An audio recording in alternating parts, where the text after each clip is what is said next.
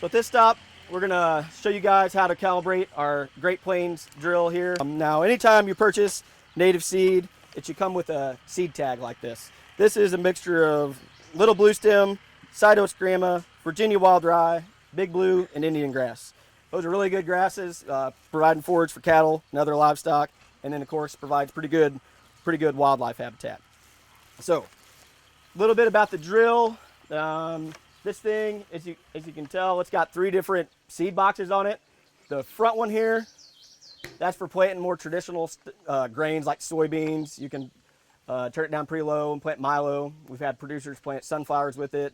You can block off some holes if you're in a pinch and plant corn on like 21-inch centers. So you can do a lot of these drills are really versatile. You can do a lot of different stuff with them. The middle box here is the one that we use when we're doing these native plantings and using these, trying to plant these really fluffy grasses.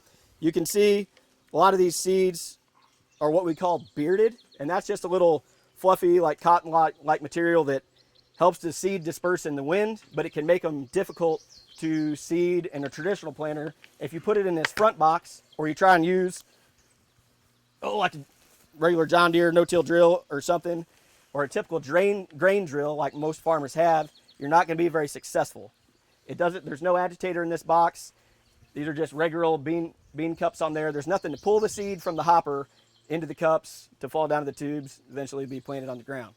What's cool about the middle box is it's got an agitator to keep this stuff all mixed up. And then at the bottom in these cups, it can be hard to see, but it's the same concept as the Truax yesterday. There's actually little fingers or sprocket looking deals or pickers that pull the seed from the hopper and drop it down these tubes. And another difference between a traditional grain drill and a warm season grass drill is where it places the seed. These are called your disc openers. This Great Plains got double disc openers with a no-till coulter running in the front. Your grain drill, it's going to drop the seed down in that furrow, right? Because when we're planting soybeans, we want them deep, 1.5 inches or so, depending on what soil moisture is. Things like corn, you might plant a little deeper, milo, things like that.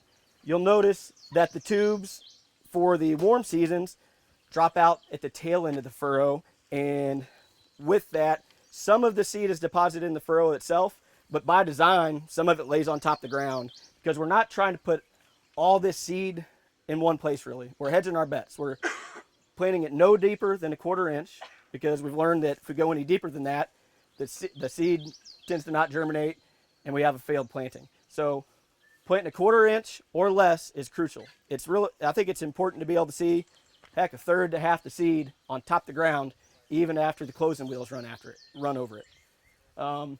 Lastly, we've got the small seed box, and that one's good for things like clovers, any of the brassicas or small seeded stuff, and it comes in pretty handy for planting like switchgrass monocultures. Worked in some wetlands in eastern Missouri, and we did quite a bit of that on levees and in bottom ground and whatnot. We weren't terribly concerned with diversity, so you can use this drill for planting small seeded stuff as well. So comes in very handy. This one's housed at the Montgomery County USDA field office in Montgomery City. We've got 3 of them. We've got a 705 drill, which is a 7-footer. We've got this guy, and we've got one about like it that's a little older that's housed in Rhineland. Also work out of Callaway County. We've got a couple hay busters there that we use, but they can all get the job done in terms of planting warm season grasses. Something that's I think it's important to mention again is that no matter where you're at in the state, you probably have access to one of these things. Heck, we've got guys up in northern Missouri, Great Plains, hay busters. These things are all over, and I think they can be underutilized. This past winter and spring, we had a decent CRP sign up, and there's more and more people interested in this all the time. So it's important for professional staff to get the word out. Soil and water conservation districts usually house them, so big kudos to them for taking care of the maintenance on these and handling all the logistics, getting landowners signed up, and keeping track of acreage and all those things.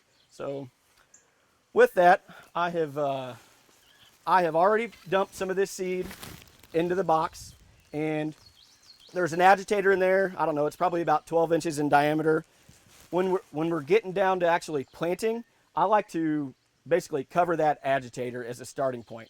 If you go any less than that, you'll notice that the more seed that's in the hopper, the faster it can kind of meter out. And as you get down to the bottom, anybody that's always planted this, it's impossible to run one of these things dry. I dare you to try. You can hardly do it. So it's important to keep refilling with seed and keep a good average. If you're, halfway up the agitator to an inch or two over the top, that seems to be a pretty happy medium. That's about how we filled it there this morning and how we're going to calibrate it.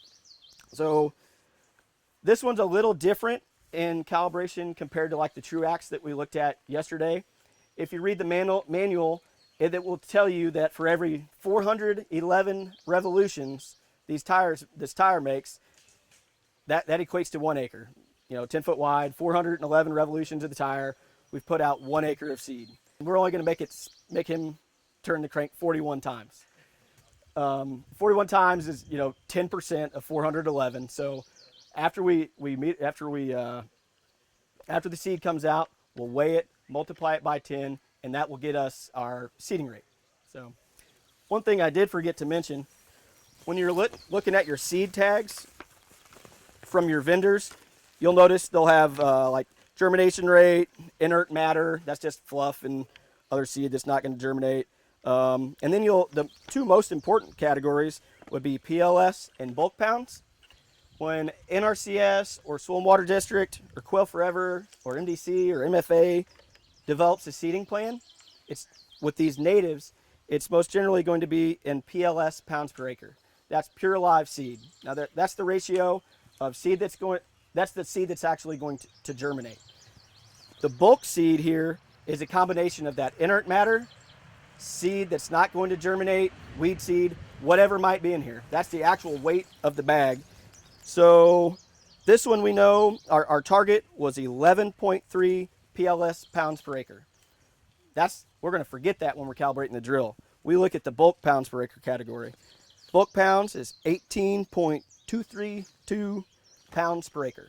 Now, we're just going to run the crank and see how much comes out. We'll go through the calibration process. But just know when you look at these seed tags, or if you're helping a farmer or a producer get ready to do a planting, and maybe you calibrate this at the office, or you look at the book, and there'll be a chart in there that'll say, it's hard to fine tune, but it'll give you some ranges of how much seed you're putting down. That's the category you want to look into. That's really important. So, all right. We've laid down a tarp here today, and that's going to catch the seed that falls out of the tubes. My preferred method would be to back it into an air-conditioned shop, and we do it that way, but we don't have one out here today. This works in a pinch. If it were windy, it's not going to work very well. There are other methods you can do, like Rick showed you yesterday. We could just take off a few of the tubes, cover those with a bag, and catch it that way if it were to be windy, and then we can multiply it out depending on how many tubes we used. So when Rick gets started, we won't pull the tarp out, but it will take a little bit for this thing to prime. And he'll start cranking, and I'll make sure that seed is coming out of every one of the tubes, because you don't know who's used this before you. If it was muddy, they could have plugged them up. The openers might be plugged up, or the tubes themselves. And if you're not dropping seed, you're wasting seed. You're not getting it planted. So anyways, Rick, if you wouldn't mind, just start off slowly, and we'll make sure we've got seed coming out. So we look good there. So you can start, yep, and count to 41.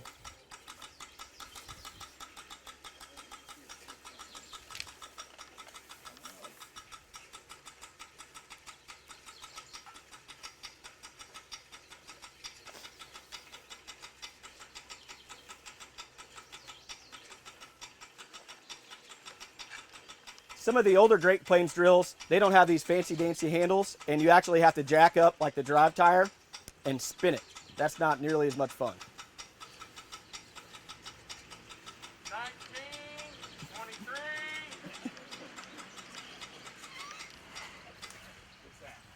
41, huh? All right, so if a couple wouldn't mind, this is the tricky part about doing it out in the field. We want to try and get all the seed that's on that tarp in this bucket over here. So if a couple guys and gals wouldn't mind help me pulling it out. Try not to spill any. I guess we can bring it over in front of it.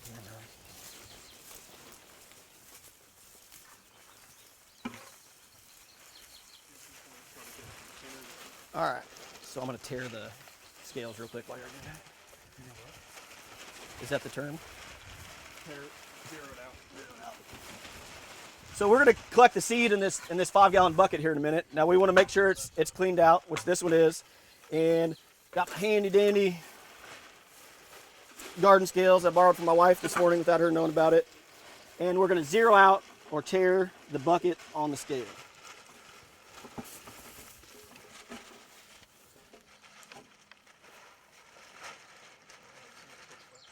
All right. Put that stink bug in there. So that's white.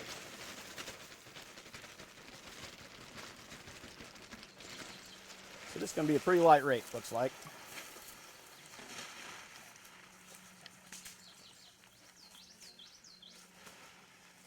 We are at 2 ounces.